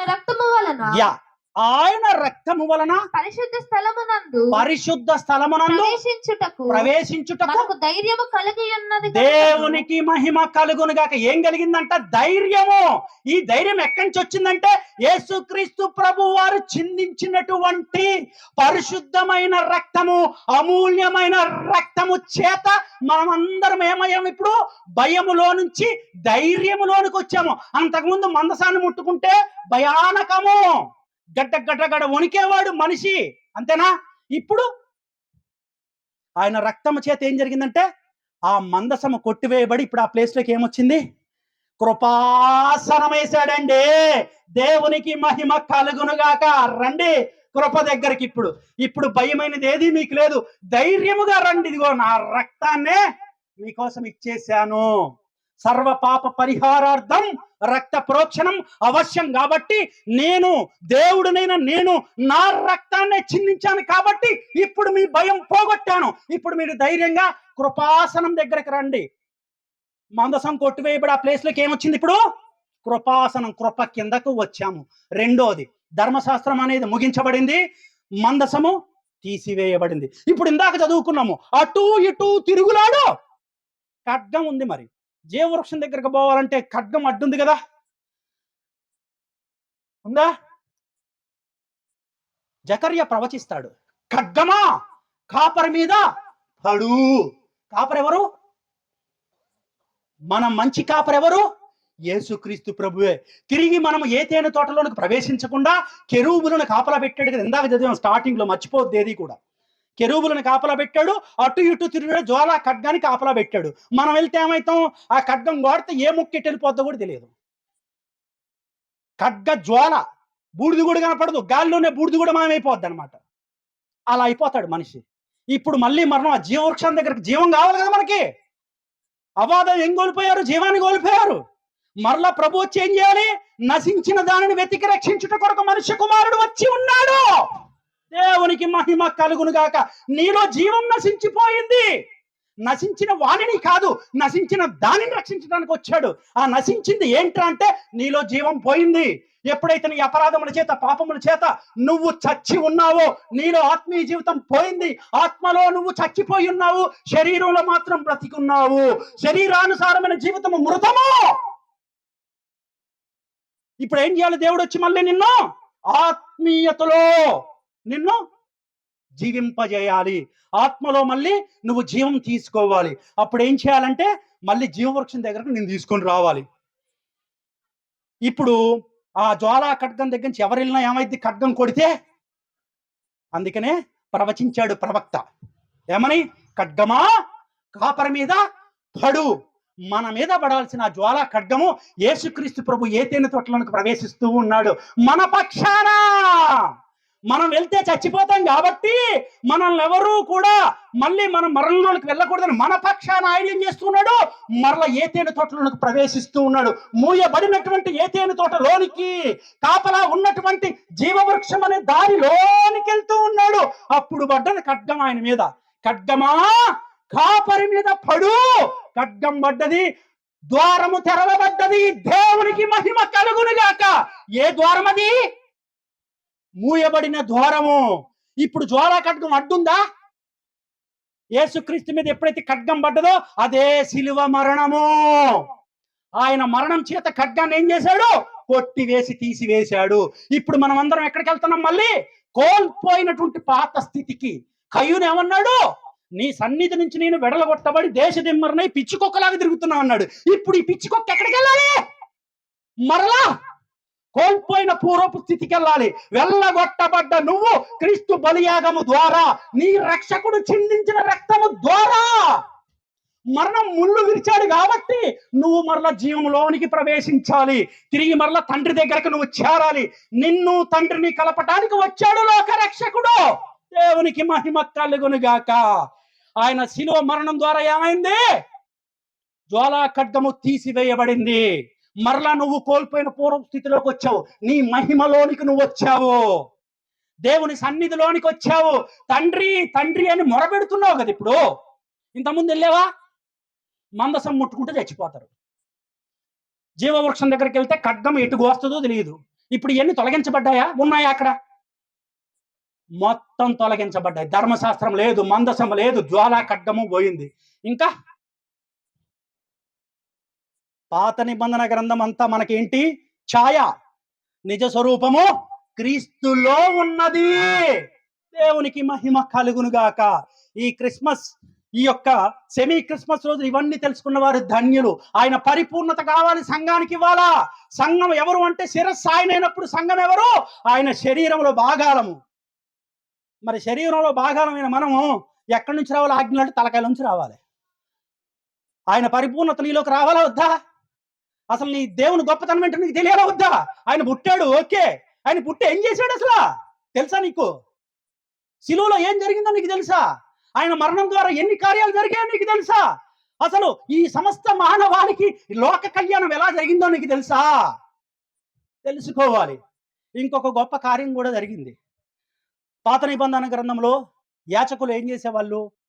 సంవత్సరానికి ఒకసారి అతి పరిశుద్ధ స్థలంలోనికి వెళ్ళారు. సంవత్సరానికి ఒక్కసారి అతి పరిశుద్ధ స్థలంలోనికి. అది కూడా యాచకుడు వెళ్ళేవాడు, ప్రధాన యాచకుడు వెళ్ళేవాడు. వెళ్ళేటప్పుడు ఏం చేసేవాడు? నడుంకి ఒక తాడు కట్టి పంపించేవాళ్ళు. అంతేనా? ఇలా వెళ్ళినటువంటి ప్రధాన యాచకుడు లోన రక్తం పట్టుకుని వెళ్ళి రక్తాన్ని ప్రోక్షించి పూజ చేసేవాడు లోన. యాచకత్వం చేసేవాడు, యాచకుడు, ప్రధాన యాచకుడు. ఆయన యాచకత్వం చేసిన చెప్పి గంటలు మోగుతూ ఉండాలా. గంటలు ఆగిపోయాయి అంటే ఏంటి? ఆల్రెడీ మీకు నేను ఒకసారి చెప్పా, యాచకుడు చనిపోయాడు. యాచకుడు చనిపోవటం ఏంటమ్మా? మనం వెళ్ళటానికి లేదు. పోనీ మన పక్షాన ప్రధాన యాచకుడు వెళ్తే ఆయనకు కూడా ఏమవుతున్నాడు? మరణం వచ్చేస్తుంది. ఇక మనం రక్షించే వాళ్ళు ఎవరు మరి? ఎందుకు చచ్చిపోయింది యాచకుడు? యాచకుల్లో ఏదన్నా పుసుక్కున్న పాపం ఉన్నట్టు చచ్చిపోతుంది అక్కడ. అంత భయానకమైనటువంటి యాచకత్వం ఉండేది అప్పట్లో. ఎలాంటి యాచకత్వమో? పూజారి గారు లోనకి వెళ్తే చచ్చి వచ్చేవాడు, గ్యారంటీ లేదు బయటకు వస్తాడని. మళ్ళీ ఆ చనిపోయిన శవాన్ని తీసుకురావటానికి ఇంకొకళ్ళు లోనకి వెళ్ళకూడదు. తెర దాటి లోనకెళ్తే వాళ్ళు చచ్చిపోతారు. అందుకే అమ్మ తాడు ఇంకా తాళ్ళు వేసుకుని తిరుగుతున్నారు ఇక్కడ భూమి మీద.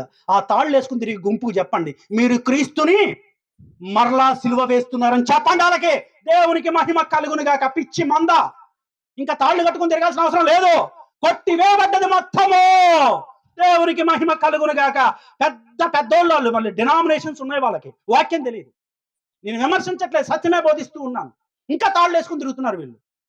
ఆ తాడు ఎందుకంటే అతి పరిశుద్ధ స్థలంలో ప్రధాన యాచకుడు చనిపోతే లోనకి వెళ్ళిన వాళ్ళు కూడా చనిపోతారు కాబట్టి ఆ తాడు పట్టుకొని శవాన్ని బయటికి లాగేయటానికి. ఎందుకో తాడు? ఎందుకో? శవాన్ని లాగేయటానికి. ఇంకెందుకు తిరుగుతున్నారు వేసుకొని ఇల్లు? ఇప్పుడుందా యాచకత్వం? ఇప్పుడు మన యాచకుడు ఎవరు? సాక్షాత్తు యేసయ్యే వచ్చాడండి మనకి యాచకుడుగా. ఈ గుంపుని తన్ని తరివేయండి ముందు. అలాంటి సహవాసం కూడా చేయొద్దు. దేవునికి మహిమ కలుగును గాక. వాళ్ళందరూ మరలా సిలువేస్తున్నారు క్రీస్తుని. వాళ్ళ దగ్గర సర్వసత్యం లేదు. యేసుక్రీస్తు ఏం చేశాడంటే ఇప్పుడు అలాగా తాడుతోటి లాగాల. చనిపోయిన డెడ్ బాడీని కూడా లోనికి వెళ్ళి తీసుకురావడానికి లేదు. అంటే ఎలాంటి యాచకత్వం అది? ప్రమాదకరమైన భయానకమైన యాచకత్వం. అటువంటి యాచకత్వంలో పూజలు చేసి ఆ పూజల వల్ల మనకేమన్నా వస్తుందా? ఫలం వస్తుందా?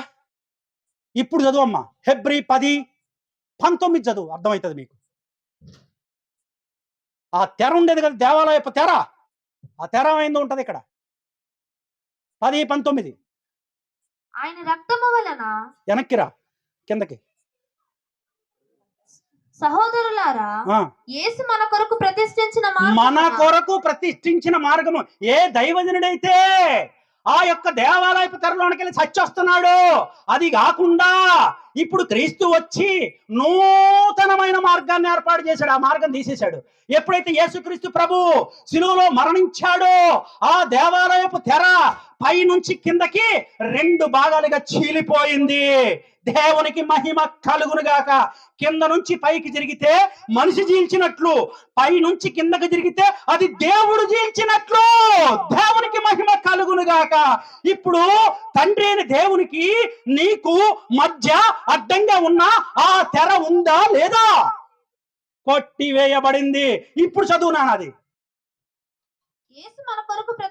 మన కొరకు ప్రతిష్ఠించిన మార్గమున అనగా నూతనమైనది జీవము. ఇంతకు ముందు అందులోకి వెళ్తే చచ్చేవాడు, ఇప్పుడు ఇది జీవము గల మార్గంగా మార్చాడు. దేవునికి మహిమ కలుగునుగాక. మరణం పొంచి ఉన్న యాచకత్వాన్ని ఏం చేశాడు? జీవములోనికి తీసుకొని వచ్చాడు. నూతనమైన మార్గాన్ని ఏర్పాటు చేశాడు. ఎందుకు అంటే తన శరీరమును తెర ద్వారా. చదువుమా. ఆయన శరీరము అను తెర ద్వారా. ఇప్పుడు దేవాలయపు తెర ఏదైతుందో అది కొట్టివేయబడి ఇప్పుడు ఆ తెర ప్లేస్ లో ఏమొచ్చింది? ఏర్పరచబడినది మార్గమున ఆయన రక్తము వలన. చాలమ్మా. ఇప్పుడు దేవాలయపు తెర కొట్టివేయబడి ఆ ప్లేస్ లోకి ఏ తెర వచ్చిందంట? తన శరీరమును. గట్టిగా చదువు. ఆయన శరీరము అను తెర ద్వారా. ఆయన శరీరమును తెర ద్వారా. ఇప్పుడు అర్థమైందా? మనము బల్లారాధనలో ఏం తింటున్నాము, ఏం తాగుతున్నాము? ఇప్పుడు అర్థమైందా? హెబ్రీ 10:19, 20లో ఉన్నటువంటి ఆ యొక్క సర్వసత్యం ఏంటో. ఎప్పుడు నువ్వు బల్లారాధనలో ఆ ప్రధాన యాచకుడు అతి పరిశుద్ధ స్థలంలోనికి వెళ్ళి ఏమన్నా పాపం ఉంటే తిరిగి వచ్చేవాడు కాదు. ఇప్పుడు పాపంలో పుట్టి పాపంలో పెరిగిన పాపిష్టోళ్ళు మనం ఏం చేస్తున్నాము బల్లారాధనలో? క్రీస్తు ఇప్పుడు శిశువు కాదమ్మా, గుర్తు పెట్టుకోండి. పండగలు చేసుకోవటానికి ఆయన శరీరాన్ని నువ్వు తింటూ ఉన్నావు. దేవునికి మహిమ కలుగునుగాక.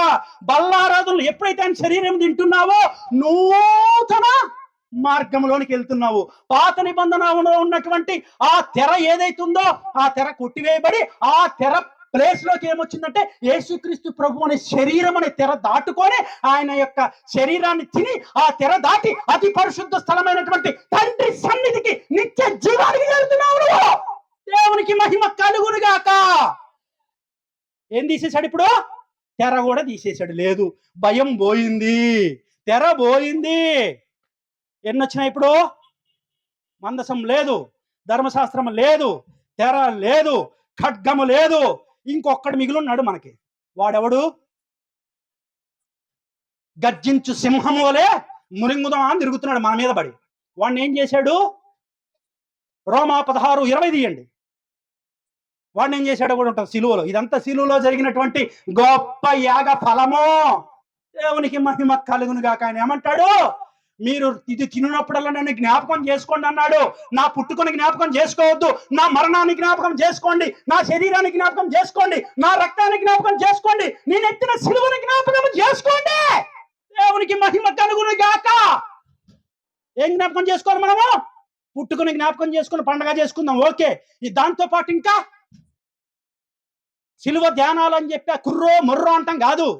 సిలువను మనం ఎత్తుకోవాలి. దేవునికి మహిమ కలుగును గాక. ఏం చెప్పాను నీకు ఇందాక? అదే అమ్మా 16:20 రోమా. సమాధానకర్తయగు దేవుడు సాతానును నీ కాళ్ళ కింద శీఘ్రముగా చితకదొక్కించును. దేవునికి మహిమ కలుగును గాక. ఓ అపవాది గాని చూసి ఓ తెగ భయపడుతున్నారు క్రైస్తవులు. అన్ని జనులు భయపడ్డారంటే ఒక అర్థం ఉంది. సిలువలో ఏం చేశాడాన్ని? ప్రధానులను అధికారులు వాడిని ఏం చేశాడు? నిరాయుధుడిగా చేసి సిలువ చేత బాహాటముగా పట్టి తెచ్చి వేడుక చేశాడుగా. నువ్వెందుకు భయపడుతున్నావు ఇంకా? నువ్వు అన్ని జనులు అంటే వాడికి భయపడి పూజలు చేస్తారు, యాగాలు చేస్తారు, యజ్ఞాలు చేస్తారు, మంత్రాలు చేస్తారు, తంత్రాలు చేస్తారు, తాయితలు కట్టుకుంటారు, బొడ్డు చుట్టూ వంట కడతారు. అలాగ భయం. నీకెంత భయం? నువ్వు క్రైస్తవుడివేనా? నువ్వు క్రైస్తవురాలువేనా? క్రీస్తు నీ కొరకు తన రక్తాన్ని చిందించాడు. క్రీస్తు నీ కొరకు మరణించాడు. క్రీస్తు నీ కొరకు తిరిగి లేచాడు. క్రీస్తు నీ కొరకు పరలోకం వెళ్ళాడు. క్రీస్తు నీ కొరకు రానై ఉన్నాడు. నువ్వు ఆయనతో పాటు కొనిపోబడటానికి సిద్ధంగా ఉన్నావు. నిన్ను ఆపగలిగిన వాడు ఎవడన్నా ఉన్నాడా? దేవునికి మహిమ కలుగును గాక. నీకు అడ్డంగా ఏమైనా ఉన్నా? ఇప్పుడు ఇక్కడ సాతాను ఉన్నాడు. ఇప్పుడు శీఘ్రముగా ఆయన ఒక తొక్కుడు తొక్కాడు, తలకాయ లేదాడికి. ఇప్పుడు ఆడు తోకతో తిరుగుతున్నాడు. పావును ఏం చేశాడు సిలువలో?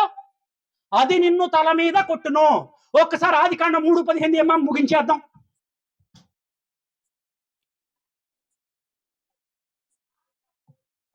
మరియు నీకును స్త్రీకిని నీ సంతానమునకును ఆమె సంతానమునకును వైరము కలుగజేసేదును.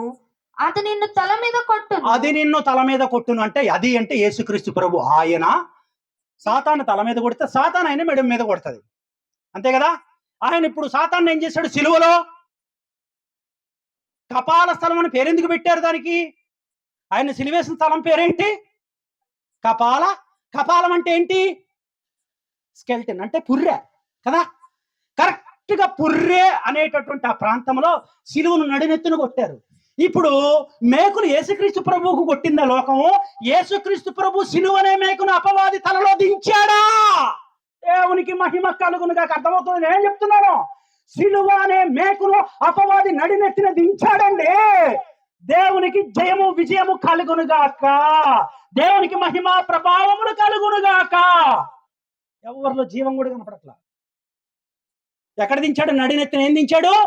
సిలువను దించాడు. అందరూ అనుకుంటున్నారు ఈయన మేకులతో కొట్టారని. అది ఆత్మీయ నేత్రాలతో చూస్తే అర్థమవుతుంది ఎవరు మేకులతో కొట్టారు. ఆయన సిలువకు మన మీద ఉన్నటువంటి నేరాలను, పాపాలను, శాపాలను, దోషాలను, పితరుల పాపములను, జన్మతః పాపములను, ఆ జ్ఞాతిక్రమను అన్నింటిని పట్టుకొని సిలువకేసి కొట్టేసి నీ మీద ఏమి లేకుండా నిన్నేం చేశాడు? విమోచించాడు.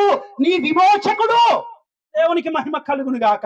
ఇంకోటి ఏం చేశాడు అంటే వాడి నడినెత్తిన సిలువ అనే మేకును దించాడు అపవాది మీద. వాడి తలకాయ లేదు ఇవాళ. తలకాయ కొట్టివేయబడి తోకతో తిరుగుతుంటే ఆ తోకను చూసి మనం ఏం చేస్తున్నాము? మనము దాస్యపాత్మ చేత నింపబడలేదు, దత్తపుత్రాత్మ చేత నింపబడి ఉన్నాము. దేవునికి మహిమ కలుగునుగాక. భయపడకుండా ఆత్మను కూడా మనకి ఇచ్చాడు దేవుడు. ఇంతకీ దేవుడు ఎవరు? స్వరూప స్వభావాలు ఏంటి? 7 రకాలు ఉన్నాయి. ఇప్పుడు బైబిల్లోంచి కొంచెం బయటకు వస్తున్నాను, 2 నిమిషాలు ముగించేస్తాను, మోకాలలో పెట్టకండి. 7 రకాల స్వభావాలు ఉన్నాయి వేదాల ప్రకారం. వేదాలు 4 రకాలు: ఋగ్వేదము, సామవేదము, అధర్వణ వేదము, సామ, యజుర్వేదము.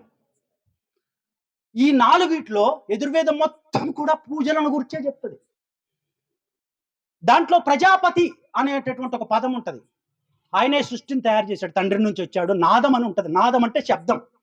ఆయన పూజించాలంటే అర్హతలు కావాలట. అర్హతలు ఏంటి? ఇంతకీ 7 రకాలు ఉన్నాయి. నేను ఇంతకుముందు వాటిని పూజించగానే నాకు వాటి అర్థం తెలియలేదు, బైబిల్ చదివాక అర్థమైంది.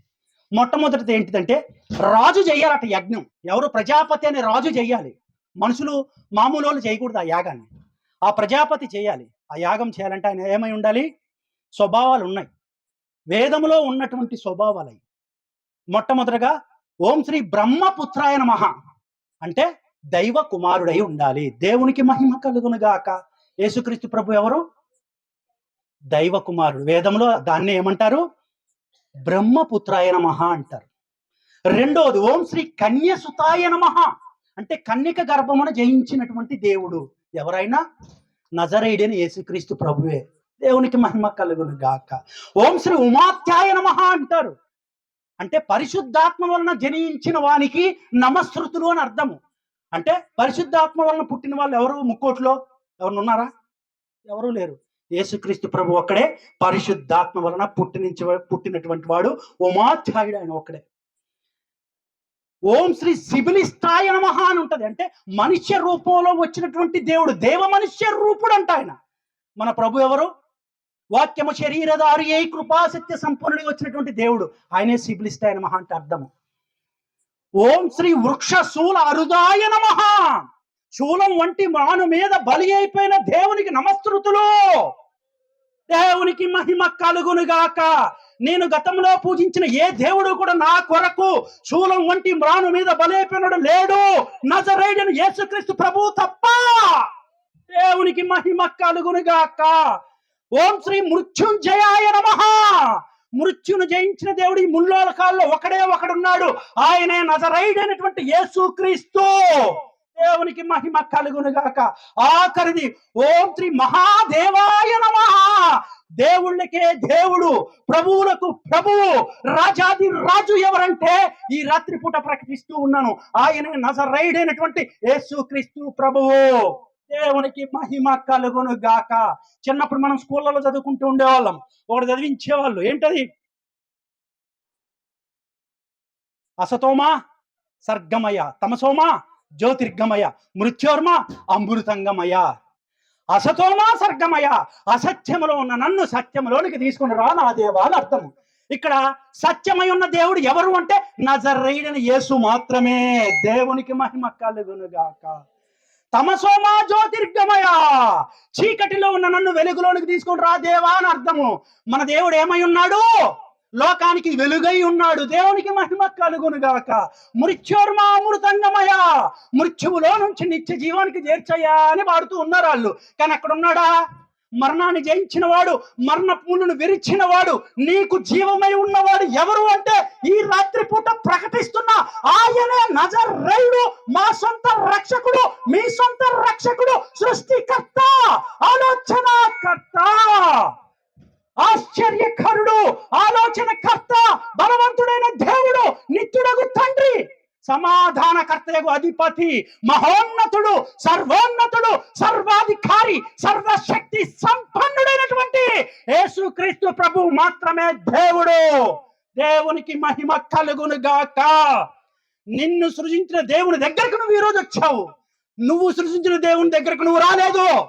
అర్థమైంది నేను ఏం చెప్పాను? నిన్ను సృజించిన దేవుని దగ్గరకు వచ్చావు నువ్వు ఇవాళ. నిన్ను సృజించిన దేవుని దగ్గరికి, నువ్వు సృజించిన దేవుడి దగ్గరికి నువ్వు రావద్దు. ఎందుకంటే హస్తకృత్యాలతో చేసిన వాడు దేవుడే కాదు. మార్గము సత్యము జీవమే ఉన్నవాడు యేసుక్రీస్తు ప్రభువు మాత్రమే. దేవునికి మహిమ కలుగునుగాక. ఇప్పుడు అర్థమైంది ఆయన భూలోకానికి ఎందుకు వచ్చాడు, ఏమేం చేశాడు, అర్థమైందా? లేదంటే మళ్ళీ చెప్తా, అర్థమైందా? ఇప్పుడు మనము ఆయన శిలువ యాగాన్ని జ్ఞాపకం చేసుకుని పండగ చేసుకుందామా, ఆయన యొక్క జన్మదినాన్ని జ్ఞాపకం చేసుకుని పండగ చేసుకుందామా? ఆయన ఏమన్నాడు, నన్ను రొట్టె తినేటప్పుడు ఏం జ్ఞాపకం చేసుకోమన్నాడు? నా పుట్టినరోజుని జ్ఞాపకం చేసుకోండి, మిమ్మల్ని అందరిని ఆశీర్వదిస్తాడా? వాక్యమే చెప్తున్నా నేను, పెట్ట కథలు కట్టు కథలు చెప్పట్లేదు. ఏం జ్ఞాపకం చేసుకోమన్నాడు? బల్లారాధనలో ఏం జ్ఞాపకం చేసుకోమంటాడు? ఆయన యొక్క మరణాన్ని, ఆయన యొక్క పునరుత్థానాన్ని, ఆయన శరీరాన్ని, ఆయన రక్తాన్ని. ఇదే. ఈరోజు మీకు ఏమేమి ఉన్నాయి? క్రిస్మస్ అయిపోయింది, ఈస్టర్ అయిపోయింది, గుడ్ ఫ్రైడే కూడా అయిపోయింది. దేవునికి మహిమ కలుగును గాక. 3 కలిపి చెప్పేశా. ప్రార్థన చేసుకున్నామా? పరిశుద్ధుడా, ప్రేమ కలిగిన తండ్రి, నీకే స్తోత్రములు స్తుతులు కలుగును గాక. అవును నాయన, నన్ను జ్ఞాపకం చేసుకోండి అని చెప్పారు ప్రభా. శిశువుని కాదు, నన్ను జ్ఞాపకం చేసుకోండి. నా జనన మరణం పునరుత్థానాలన్నీ కలిపి జ్ఞాపకం చేసుకోండి అని చెప్పారు ప్రభా. నా సిలువెత్తుకొని నన్ను వెంబడించండి అని చెప్పారు ప్రభా. అట్టి రీతిగా మేము మిమ్మల్ని వెంబడించడానికి అవసరమైనటువంటి జ్ఞానాన్ని మాకు ఇచ్చినందుకు మీకే స్తోత్రములు స్తుతులు కలుగును గాక.